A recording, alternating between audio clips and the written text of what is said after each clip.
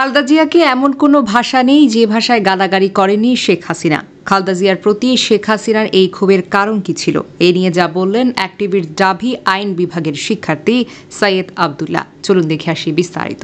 Politically হাজারটা ইবলিশি কার্যকলাপের পাশাপাশি হাসিনা ছিল ব্যক্তিগত জীবনে প্রচণ্ড পরশ্রীকাতর একজন ব্যক্তি। হাসিনার কথাবার্তা শুনলেই বোঝা যেত শুধু পলিটিক্যাল সমালোচনা নয়, বরং ব্যক্তি খালেদা জিয়াও ছিল তার বিশাল বড় হিংসার ক্ষেত্র। সারাটা জীবন তার গেছে খালেদা জিয়ার প্রতি হিংসা করে। এই জন্যই প্রায় প্রতিটি ভাষণে প্রতিবারই মুখ খুলে খালেদা জিয়াকে ইঙ্গিত করে অত্যন্ত কুরুচিপূর্ণ কথাবার্তা বলতো। পলিটিক্যালি সমালোচনা এক জিনিস, কিন্তু হাসিনা যেই ভাষায় খালেদা জিয়াকে আক্রমণ করত সেগুলো ছিল রীতিমতো কুৎসিত। প্রতিটা মুহূর্তে বানোয়াট কথাবার্তা বলে ক্যারেক্টার অ্যাসিনেশন করার চেষ্টা করত। যেসব বাগে ইঙ্গিত বা ভাষা তিনি ব্যবহার করতেন তা ভদ্র সমাজে অপ্রকাশযোগ্য, কিন্তু হাসিনা কি অবলীলায় সেগুলো বলে বেড়াতো পার্লামেন্টে, প্রেস কনফারেন্সে, অফিসিয়াল বক্তৃতায়। অপরদিকে খালেদা জিয়ার দিকে তাকান, এমনকি 5 আগস্টের পরেও তার কোনো পাবলিক স্পিচ বা পাবলিকালি কথাবার্তার সময়ও হাসিনাকে নিয়ে ব্যক্তিগত কোনো আক্রমণ তিনি করেননি। নোংরা কোনো ইঙ্গিত নেই, নাথিং, সিম্পলি নাথিং। অনেকে হয়তো এক্সপেক্ট করছিলেন যে খালেদা জিয়া বোধহয় হাসিনাকে তুমুলভাবে গালাগালি করবেন, কিন্তু আমি নিশ্চিত ছিলাম উনি এটা করবেন না। খালেদা জিয়াকে যারা কাছ থেকে দেখেছেন, কখনো তার সম্পর্কে অথবা ভালো মতো যারা ধারণা রেখেছেন, তারা নিশ্চিতভাবে বলতে পারবেন এই টাইপ পার্সোনালিটি তার নেই। নাথিং নিউ অ্যাকচুয়ালি, উনি এমনই।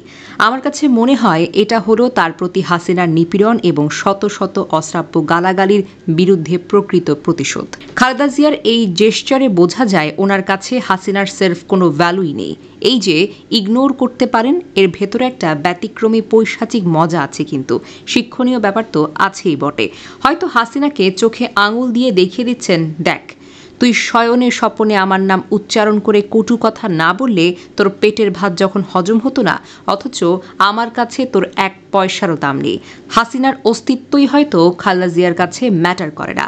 ব্যক্তিগত জীবনও দেখবেন কারোর উপর পরশ্রীকাতর কেউ যখন সারাক্ষণ কারো পেছনে লেগে কুৎসা রটাতে থাকে, তার মনের ভেতরেও সেই সুপ্ত বাসনা থাকে অপরপক্ষ যাতে তাকে নিয়ে সেম এনার্জি নিয়ে চর্চা করবে, মানে একই রকম গুরুত্ব দেওয়া হয় আর কি। কিন্তু এসব ক্ষেত্রে ইগনোর করাটাই হলো সবচাইতে বড় প্রতিশোধ।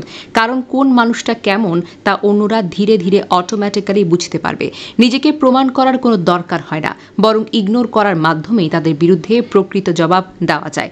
খালেদা জিয়ার ভেতর এই রেয়ার গুণাবলীগুলো আছে। হাসিনার হাজারো ব্যক্তি আক্রমণ এবং কুৎসিত কথাবার্তা রটানোর বিপরীতে উনি এভাবেই মুখ না খুলে নিজের ক্লাস বজায় রেখেছেন সবসময়। এটাকেই বলে ওনার ক্লাস। এই জন্যই উনি এত গ্রেসফুল। আমার কাছে একটা কথা মনে হয় সবসময়, খালেদা জিয়ার আসলে সবচেয়ে বড় দুর্ভাগ্য হলো ওনার রাজনৈতিক ক্যারিয়ারের বিশাল বড় একটা অংশে রাজনীতি করতে হয়েছে এমন একজন ব্যক্তির বিপরীতে যে রীতিমতো একজন আনকালচারাল, সাইকোপ্যাথ এবং ভয়ঙ্কর লেভেলের নার্সিসিস্ট এবং মনস্টার।